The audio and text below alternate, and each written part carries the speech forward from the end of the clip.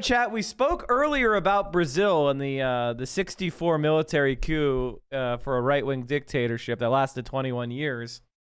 But we've got other news about Brazil. Lula has officially kicked off his presidential campaign with the unions and workers at the Volkswagen factory in São Bernardo do Campo.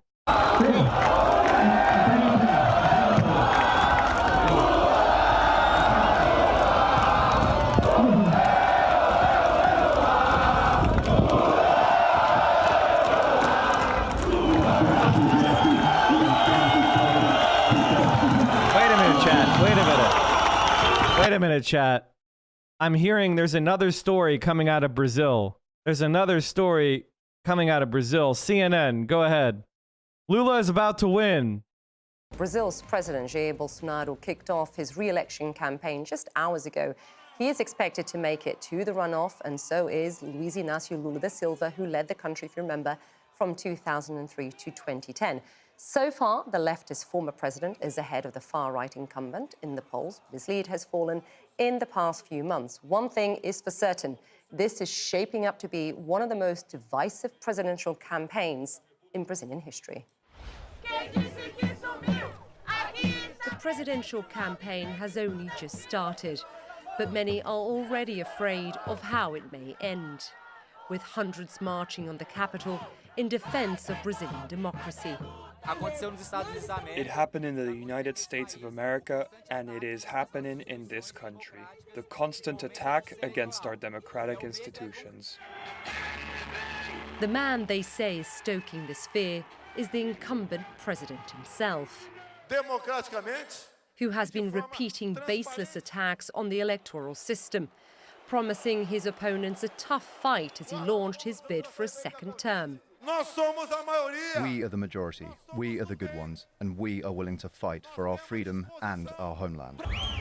For over a year, Bolsonaro has been criticizing electronic voting, saying, without any evidence, that it's open to fraud. He's called for printed ballots to be used alongside electronic ones, and in doing so, has his eyes fully on the presidential prize.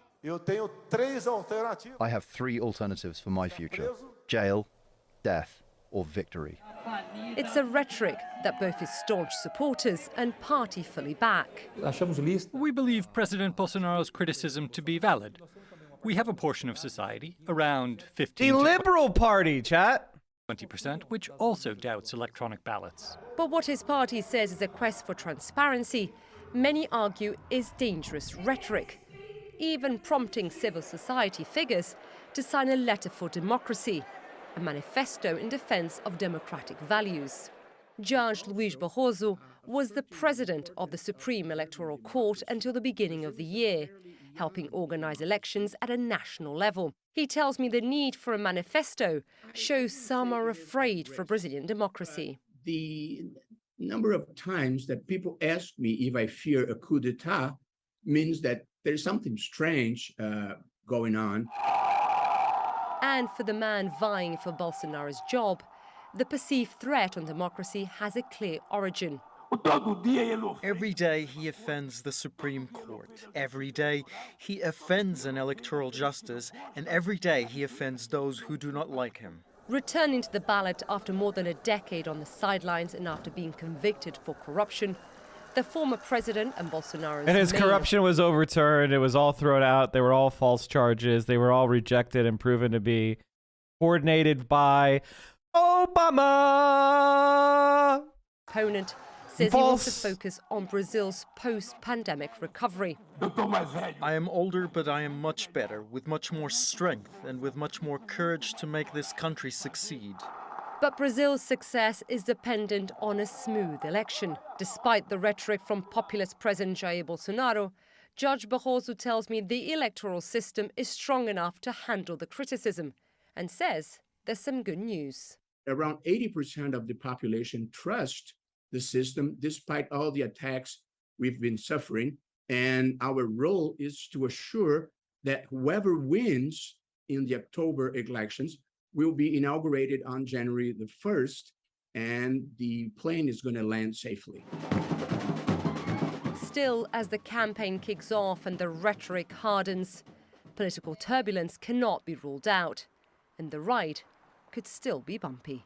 Well, President Bolsonaro denies he has any intention of carrying out a coup, even though he has hinted multiple times he will not step down in the event he is defeated, as you heard there in that piece. I want to bring in Brazilian journalist Patricia Campos Melo, who joins me now. Patricia, really great to have you on the show. The campaign, as we've seen, is officially in full swing, and I just wanted to show our viewers some scenes we're seeing now from São Bernardo do Campo in the state of São Paulo. There we are seeing live images of Lula, Luiz Inácio Lula da Silva, officially launching his election campaign at a Volkswagen plant, I believe. So, really, Patricia, we are seeing really Lula still leading in terms of polling, but the gap is narrowing. How is Bolsonaro gaining ground, do you think, in your view? Well, the race is much tighter than we imagined it was going to be. And I think mainly there's a lot of disinformation circulating mainly towards evangelical voters. He's gaining a lot of terrain among Misinformation among evangelical Christians, evangelical voters and women. So there's a lot of recalculation among the campaigns of how to, proceed from now on. One of the allegations I've seen, well, the fake news, let's say, that I have heard in the last few hours from the Bolsonaro kind of machine is that, that Lula, for example, will close all the evangelical churches in Brazil. And of course, for our viewers, just to get an understanding here, this is the beef, Bibles and bullets kind of base.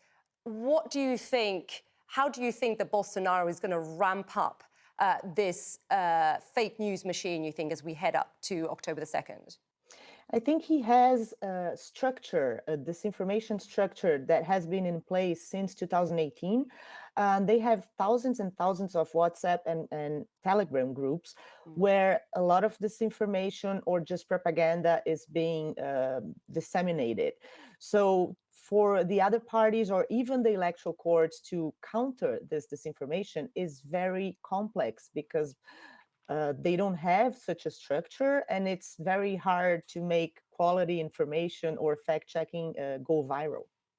What I've been hearing for the past year or so, for several people actually, different echelons of society in Brazil, is they're very much fearful, Patricia, of an attack on democracy, especially, of course, as Bolsonaro calls into question, as we heard, the electronic voting system. How real is this fear that Bolsonaro won't accept defeat if he does lose?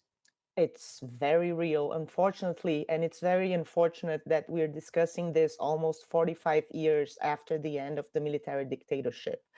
But he's been sowing doubts about the electoral process and the electoral system. And he also praised the dictatorship for the past 2 years. Actually, right after January 6th, the Capitol invasion in the US, he said that if we did not change our system, it would be much worse than what happened there in the US. So I have no doubts that we have a slow motion coup going on. He's doing this preemptively in case he loses. He's not going to accept the results. This is very worrying indeed. I mean, if you think that we could be seeing something like we saw January 6th in the Capitol, that's very worrying indeed. Where does the military, Patricia, stand on this? That's the big question. We're not sure if the military would support a coup d'etat. We're not sure? But as we saw in the Capitol invasion on January 6th, we could have social unrest. And in Brazil, since the beginning of Bolsonaro's administration, we have 1 million more guns circulating in the country. So this is very scary if we have a situation that he disputes the results and he incites supporters to go to the streets, and people now have lot more guns circulating. So we don't know if he would be successful in a coup if the military would support him. But even if he's not, which is, it's very likely that he would not be successful, we could have some violence, a lot of violence. Look, we've been talking about Bolsonaro, but of course we haven't mentioned Lula. That's because he's a very well-known face to our viewers. But some are still pretty uneasy about his return because he's a bit of a tarnished icon, Patricia. Can he appeal to a divided Brazil? Can he unite Brazil? Tarnished? from bullshit manufactured and then disproven. The anti-Workers' Party, anti-Lula sentiment among parts of the population is very strong because all the corruption scandals during the Workers' Party administrations, people remember this very vividly. And that's why they voted for Bolsonaro in 2018, because they were really sick of all the corruption scandals. At the same time, people also... That was manufactured by Obama, by the way. They helped manufacture it because he was a left-winger that was challenging the United States.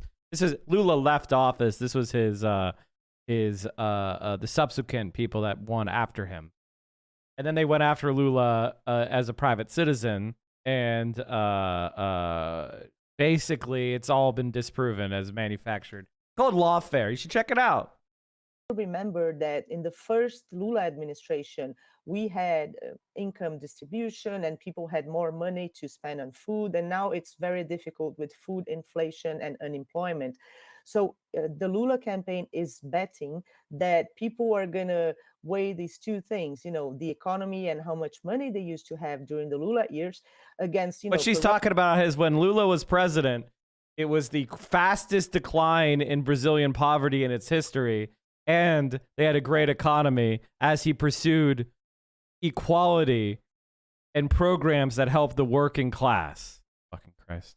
Corruption scandals and all the everything that happened and his when he was in prison, and that they're going to vote for Lula because of this, memories of good times. Yeah, and some remember the golden years, and with inflation at almost 12%, I think many people just want to put food on the table right now. Patricia Campos-Melo, always great to get on your show. Thanks, Patricia.